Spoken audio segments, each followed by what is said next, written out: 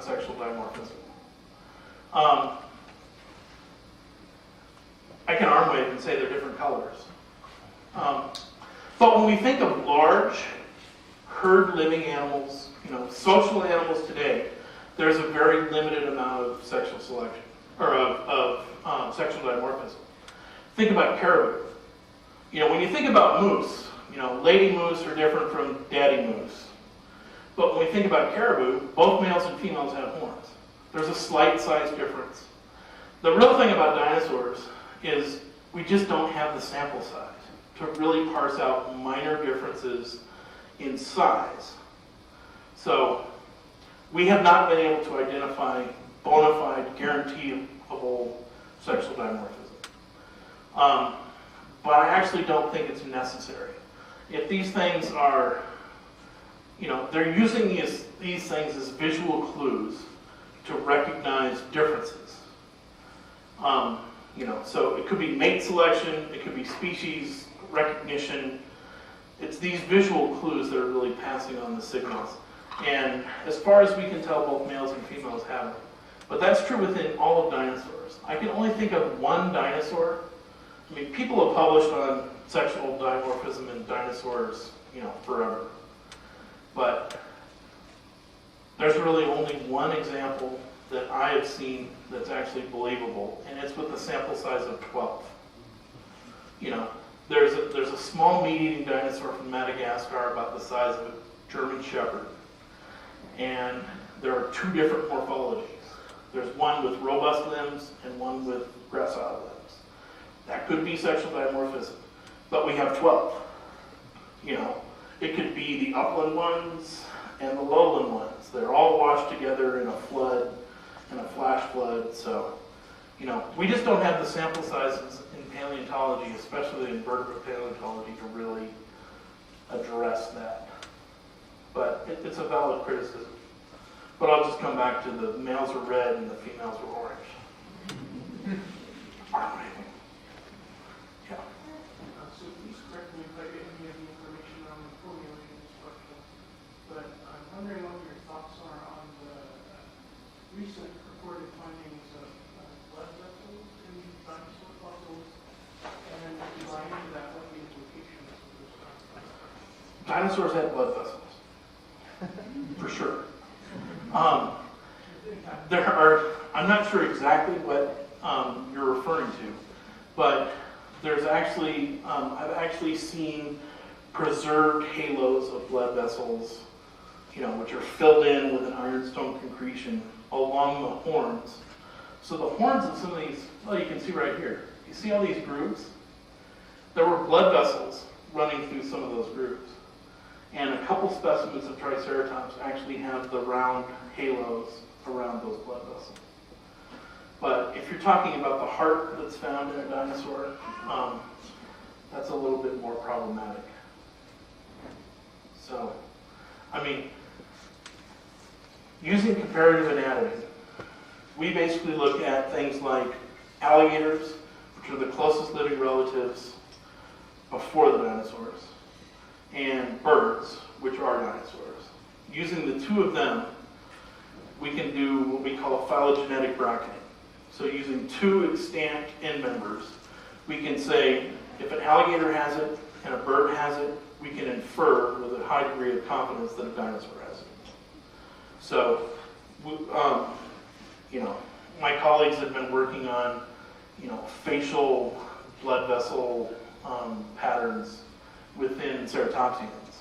We know where a lot of the major ones go, and we can actually see the marks on the bones. So I don't know if that answers your question. Yeah. I had a question about not so much about the evolution, but just about the extrapolation of the anatomy that obviously you have to do since you don't have the entire skull, but how much of a skull do you have to have in order to really extrapolate how many horns they had on the frill or whatever? Well, you need a half, right? If you're missing little chunks here and there, you can, if you know enough about horned dinosaurs, if you're missing a chunk right here, you can say with pretty high degree of confidence that it's still going to have a jugal like all the other jugals of horned dinosaurs. If you're missing a little chunk of frill here, you can infer that it probably had a little bump there. And that's as far as we try to go.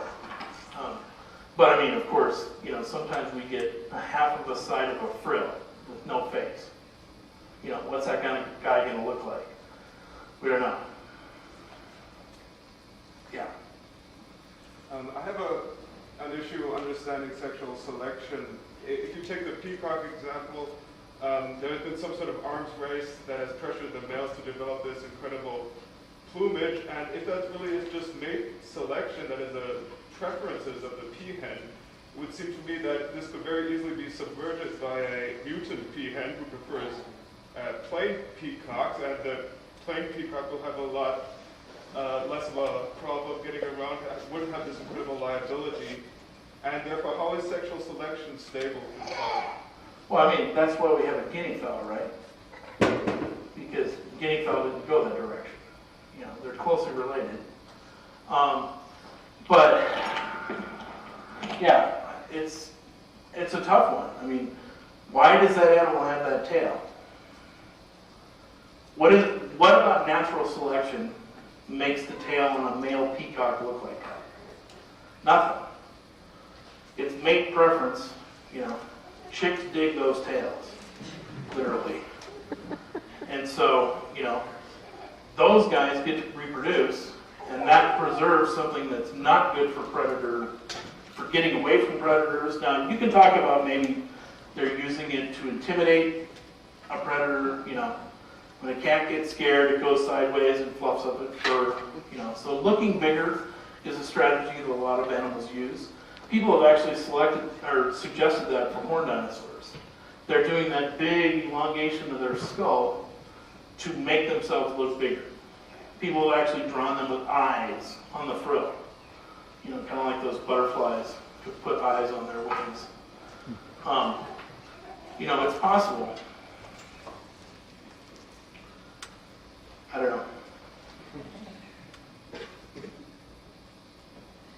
Yeah. Has anybody ever studied like the concurrent geography changes in any predators that could have been pressures on the females for mate selection? Because I once heard on a study of the birds of paradise, which have all these crazy behaviors and everything, that they think that happened because they were isolated and there were no predators, they just had the time. Why not?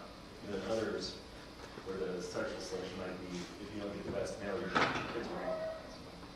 Right. We can't really do it with these guys. I mean, the predators are pretty standard. The Tyrannosaur from 80 million years ago that lives with Diabloceratops is the closest relative to T-Rex. And all the ones that come in between are more distant relatives, and then there's T-Rex. What we can say is by the end of the reign of ceratopsians, by the time T-Rex shows up, and T-Rex is 6,000 pounds and 40 feet long, Triceratops is the biggest ceratopsian ever. So there is a size increase, and that's probably directly related to predator. And in fact, the duckbills get bigger than T-Rex. So the hadrosaurs, by the time of T-Rex, are bigger than T-Rex, as far as longer. So, there certainly are predator-prey dynamics going on here, but they don't really explain this diversity of bells and whistles on the frills in the same way that, having two horns above your eyes and one above your nose and something on the back of your head is going to be the same predator defense. Why turn them gnarly and turn them over?